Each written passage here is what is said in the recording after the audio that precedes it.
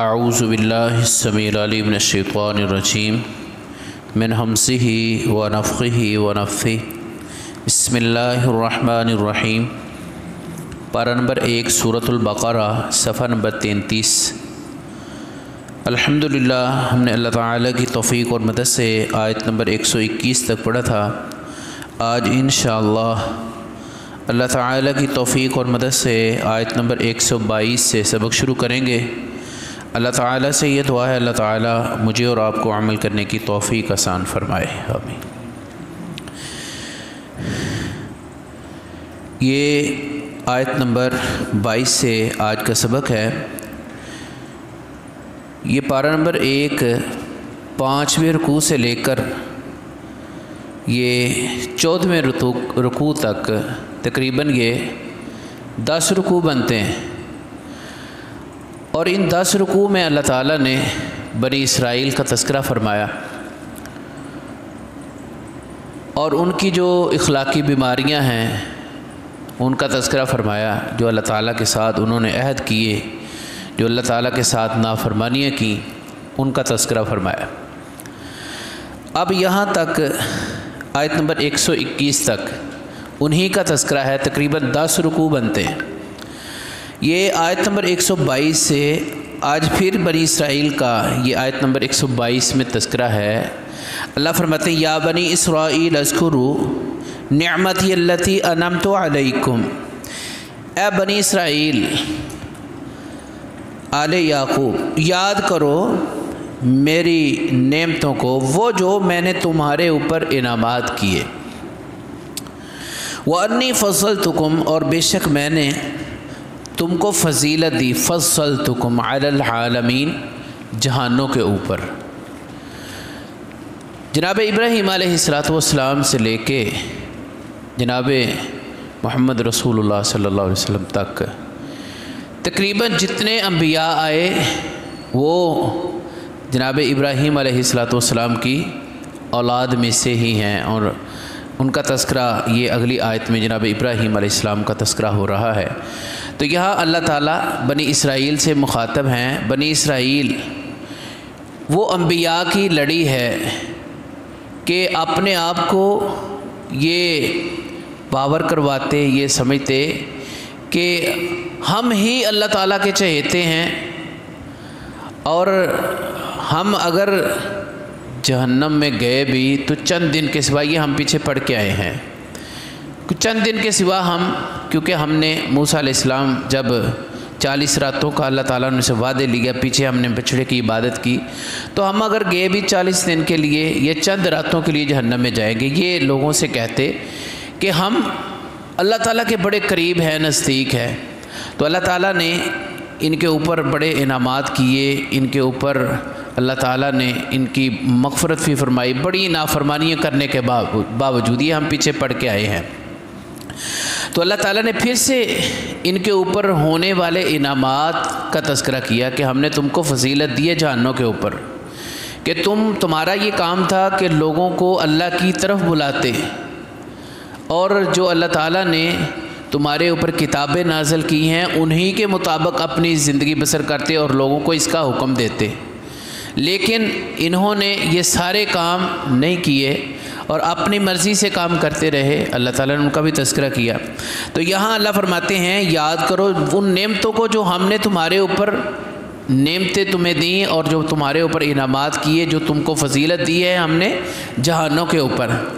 یہاں یہ بات کرنے کے بعد اللہ نے یہ بات کا حکم دیا ہے کہ وَاتَّقُوا يَوْمًا لَا تَجْزِي نَفْسٌ عَن نَفْسٍ شَيْئًا۔ یہ بات ہے کہ تم نے جو بھی کام کیے، جتنے بھی نافرمانیاں کی، اس کے باوجود اللہ فرماتے ہیں کہ اصل بات یہ ہے کہ تم اللہ سے ڈرو، تقوی اختیار کرو، اور اس دن کے بارے میں لا تجزی نفس عن نفس شیئا، کہ جس دن کوئی جان کسی جان کو کوئی فائدہ نہیں دے گی۔ یہ اصل بات ہے کہ اصل معاملہ یہ ہے کہ آخرت کا فکر ہونا چاہیے، آخرت کی طرف اللہ تعالیٰ نے یہ ان کی توجہ دلائی ہے۔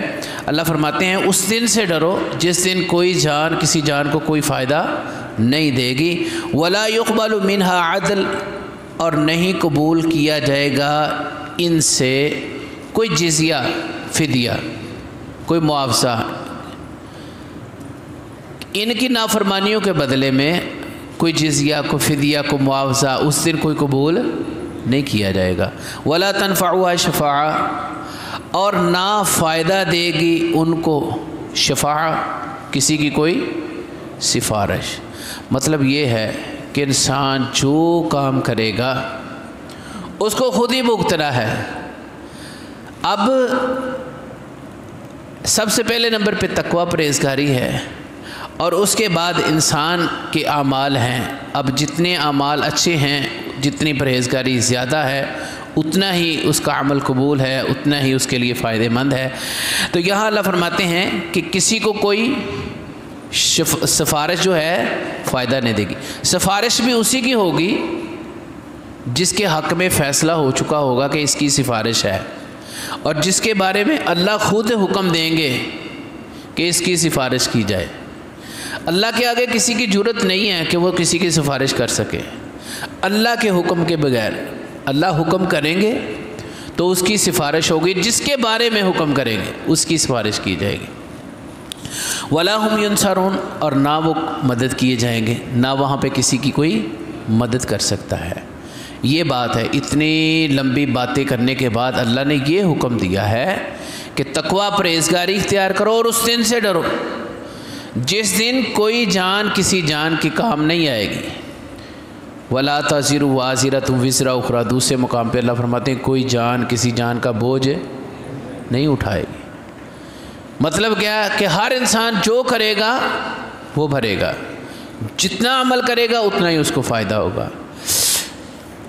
اس کے بعد اللہ تعالیٰ نے جناب ابراہیم علیہ السلام کا یہ آیت نمبر 124 میں تذکرہ فرمایا، وَإِذِ ابْتَلَىٰ إِبْرَاهِيمَ رَبُّهُ بِكَلِمَاتٍ فَأَتَمَّهُنَّ، اور جب ہم نے آزمائش کی ابراہیم علیہ السلام کی، ربہ اس کے رب نے، جب مبتلا کیا آزمائش کی جناب ابراہیم علیہ السلام کی ان کے رب نے، بکلمات، چند کلمات کے ساتھ، چند چیزوں کے ساتھ، فَأَتَمَّهُنَّ، فَا کا معنی پس، أَتَمَّهُنَّ، ابراہیم علیہ السلام نے ان کو پورا کر دیا۔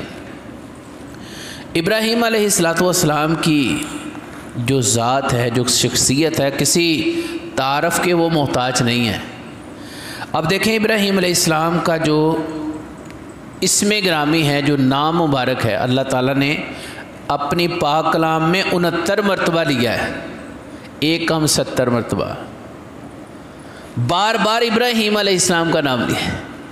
اور ابراہیم علیہ السلام وہ شخصیت ہیں جن کے بارے میں اللہ نے فرمایا کہ وَاتَّخَذَ اللَّهُ إِبْرَاهِيمَ خَلِيلًا، ہم نے ابراہیم صلی اللہ علیہ السلام کو اپنا دوست بنایا۔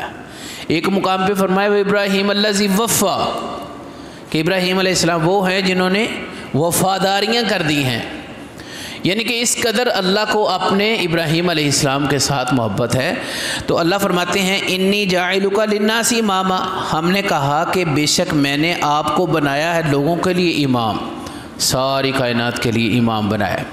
نبوت کا سلسلہ جناب ابراہیم علیہ السلام کی لڑی میں رکھ دیا کہ انبیاء کا سلسلہ ابراہیم علیہ السلام، اور جناب محمد رسول اللہ صلی اللہ علیہ وسلم بھی آپ خود فرمایا کرتے ہیں کہ میں جناب ابراہیم علیہ السلام کی جو دعا ہے اس کا نتیجہ ہوں اور آپ کی اولاد میں سے ہوں، جناب ابراہیم علیہ السلام۔ تو ابراہیم علیہ السلام پر جو آزمائشیں آئیں بہت بڑی ہیں۔ جامع ترمذی میں یہ حدیث ہے، رسول اللہ صلی اللہ علیہ وسلم فرماتے ہیں کہ سب سے بڑی جو آزمائش آتی ہے وہ انبیاء پر آتی ہے، انبیاء کے اوپر سب سے بڑی آزمائشیں آیا کرتی۔ ابراہیم علیہ السلام جس گھر میں پیدا ہوئے وہ گھر بھی شرک کا گہوارہ۔ اب جو آپ کے باپ تھے، باپ کو ہمیشہ اپنی اولاد سے کچھ امیدیں ہوا کرتی، جیسے ہی وہ بلوغت کو پہنچتے ہیں تو باپ نے یہ سوچا ہوگا کہ میرا بیٹا میرے ساتھ کام کاج کرے گا، میرا ہاتھ بٹائے گا، کیوں جی یہی ہوتا ہے نا۔ ایسے ہی ابراہیم علیہ السلام کے باپ نے یہ سوچا، لیکن ابراہیم علیہ السلام نے جب دیکھا کہ گھر میں وہ بتوں کا کارخانہ بنا ہوا ہے، ان کے باپ جو تھے وہ بت بنایا کرتے تھے، سیل کیا کرتے، گھر میں شرک کا گہوارہ۔ ابراہیم علیہ السلام نے بیزاری اختیار کی اور اللہ کے حکم کے ساتھ اپنے باپ کو دعوت دی کہ ابا جی یہ تو کچھ بھی نہیں کر سکتے، یا ابتی، اے میرے پیارے ابا جان، اچھے طریقے کے ساتھ اپنے باپ کو دعوت دی کہ یہ نہ نفع کے مالک ہے نہ نقصان کے مالک ہے، آپ خود ان کو پوچھتے ہو، یہ کچھ نہیں کر سکتے۔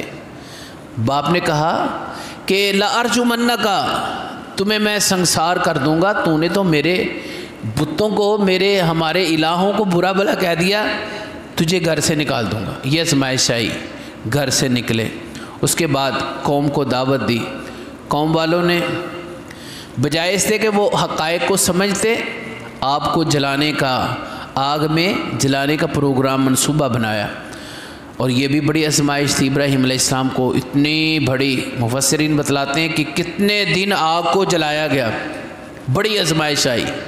اس کے بعد اللہ کے حکم کے ساتھ یہ حسبی اللہ کہا، آگ میں اللہ نے مدد فرمائی، قلنا یا نار کونی بردا وسلاما علی ابراہیم۔ پھر یہ ایک آزمائش اور آ گئی کہ اپنی زوجہ کو اور دودھ پیتے بچے کو اللہ کے حکم کے ساتھ ایک بے آباد علاقے میں جہاں پر لوگوں کا نام و نشان نہیں ہے وہاں پہ چھوڑ کے آنا، یہ بڑی آزمائش تھی۔ کون کر سکتا ہے اس طرح؟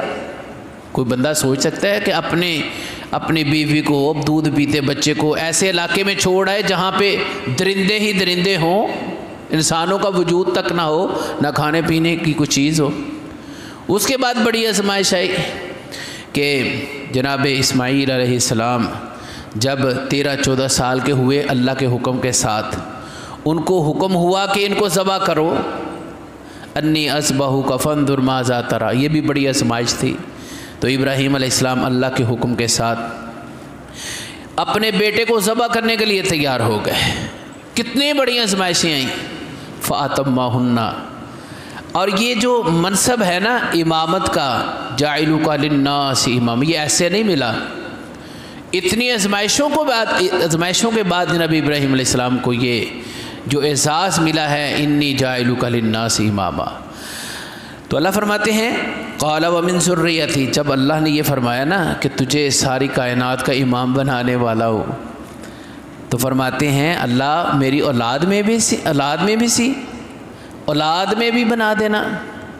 قال ومن ذریتی، تو اللہ فرماتے ہیں قال لا ینال عہد الظالمین، قال فرمایا لا ینال، نہیں پہنچے گا میرا وعدہ ظالمین، جو ظالم لوگ ہیں۔